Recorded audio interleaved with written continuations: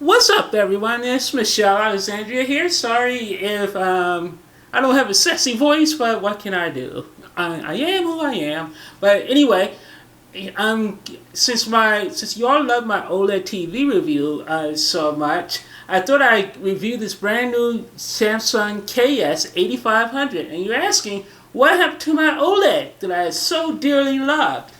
What happened was the OLED failed on me. For some reason, it started doing really bad motion blurring, and I just couldn't handle it. I have an expensive TV, and the motion blur and anti-lazy. The picture was just starting to really go bad, and Best Buy wouldn't fix it.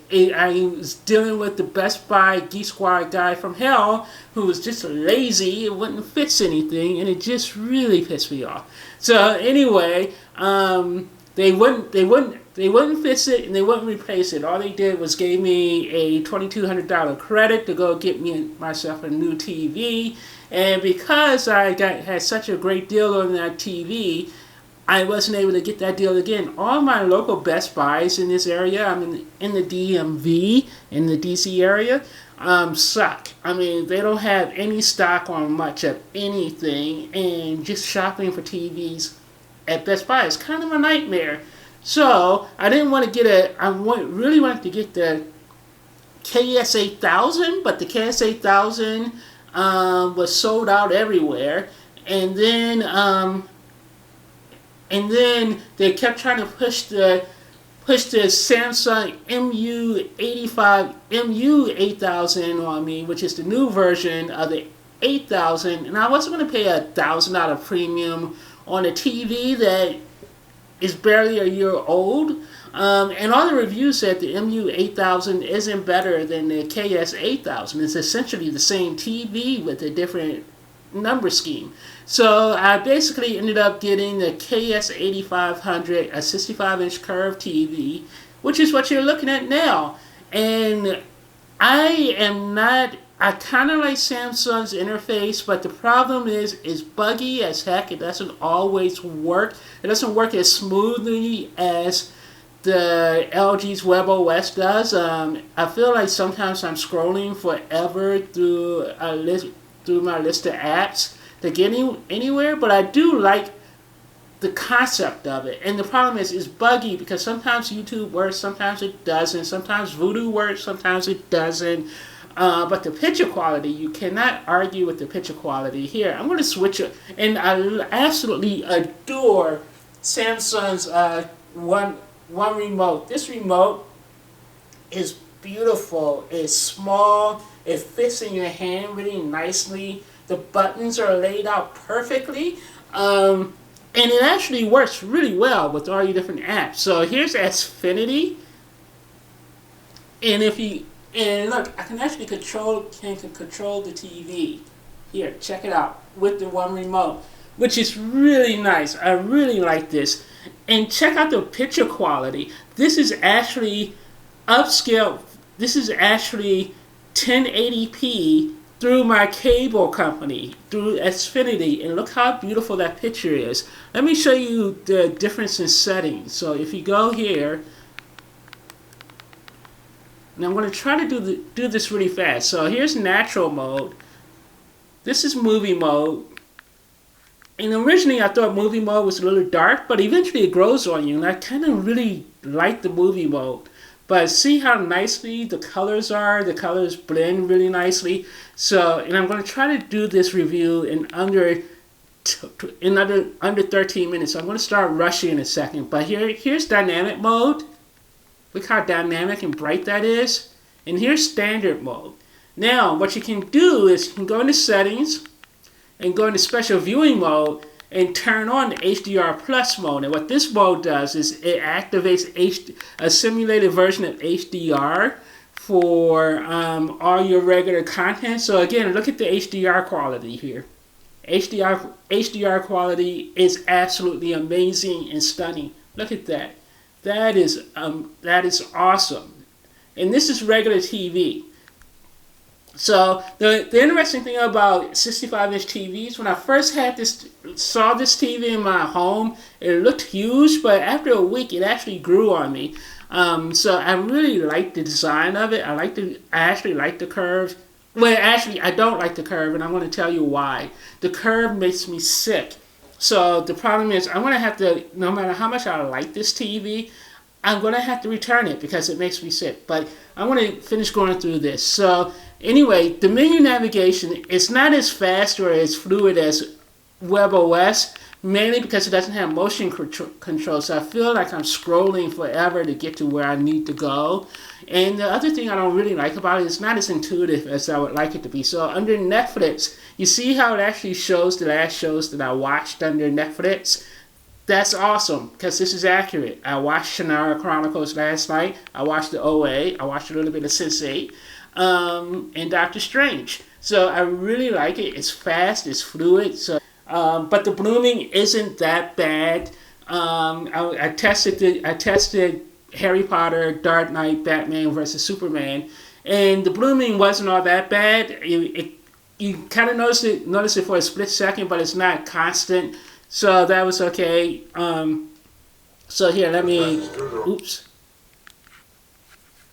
And then the Voodoo app on this TV does not support 4K, which is irritating as hell because I own a bunch of Voodoo UHD movies and I can't even watch them. This is why digital sucks and why I would never fully trust digital only stuff, because like I own Logan on 4K UHD. I own Voodoo says I own Fantastic Beasts in UHD, but on this app, nope, can't play it. It's just HD. It's just HD. And I'm sorry if I'm kind of slurring my words. I'm not drunk. I'm not drunk, people. Arrival, the same thing. UHD, I own it, but it's only playing in HDX. That's irritating as heck. I wish Voodoo would get their act together. YouTube actually supports actually supports HDR. So this is actually kind of cool. Notice the blooming, or notice the look up here on the left hand side, and when it's black, and you actually see some of the blooming or edge lighting, which is annoying. Because once you see it, you can't unsee it. But look how gorgeous this HDR is. You see it? Did you see it over here on the sides? It's really, you can see it like right up here when it's black, when the screen is black. Pay close attention. You can see it. So this is actually 4K HDR. Oh, that's just 4K. So let me back out of that, because I want to show you the 4K HDR. Let's see if it shows up here. See, it says 4K HDR, and look how gorgeous that is. And the audio, you don't even need a sound. You don't even need a sound bar with this TV, because check this out. This is the speaker output, receiver, speaker, TV speaker.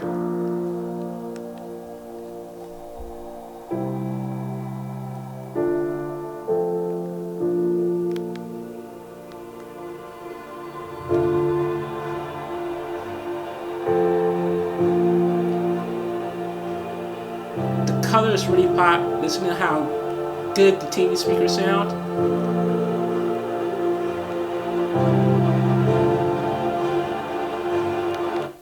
And then if you go back here to the apps, this TV has a million different apps. The Hulu app does not support 4K. And again, why? Why doesn't the Hulu app support 4K on a 4K TV? Amazon app does support 4K, so if you go here, and I'm going to end this video in just a second, because I want to try to keep this video short, but I'm just going to start browsing because I'm not signed in.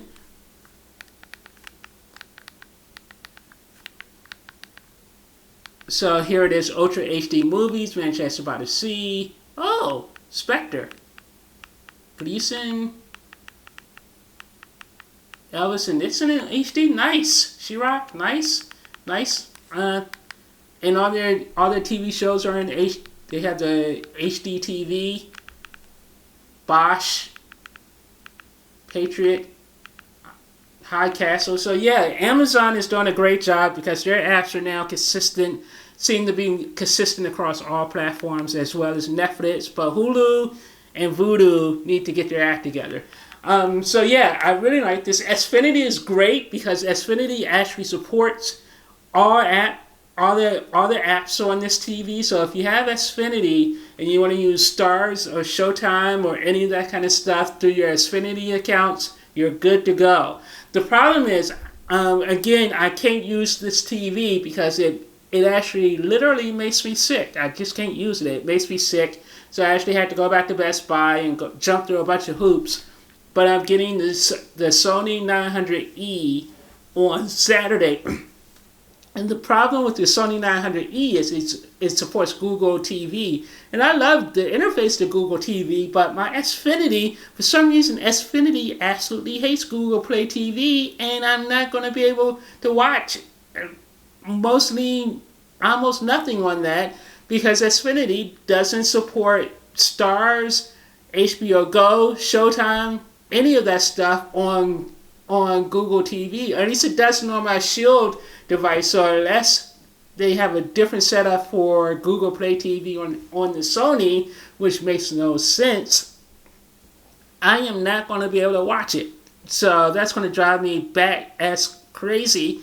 But what can I do? I have like a million apps on a million different devices, so I'm not going to sweat it anymore. I just wish all these apps would work on one uniform device because or were at least consistent across devices because I'm tired of having to turn on my PlayStation or my Xbox just to watch Hulu in HD and HDR on Hulu, or turn on my NVIDIA Shield just to watch Vudu 4K. It's just ridiculous. So anyway, this is the Samsung KS8500. If you can get this TV for about $1,200, I would say get it. Especially if the curved aspect of it doesn't make you sick like it does me. But actually, I would just recommend the KS8000 if you can find it. I will be reviewing my new Sony 900E and Sony soundbar setup next week. So talk to you guys later. Bye.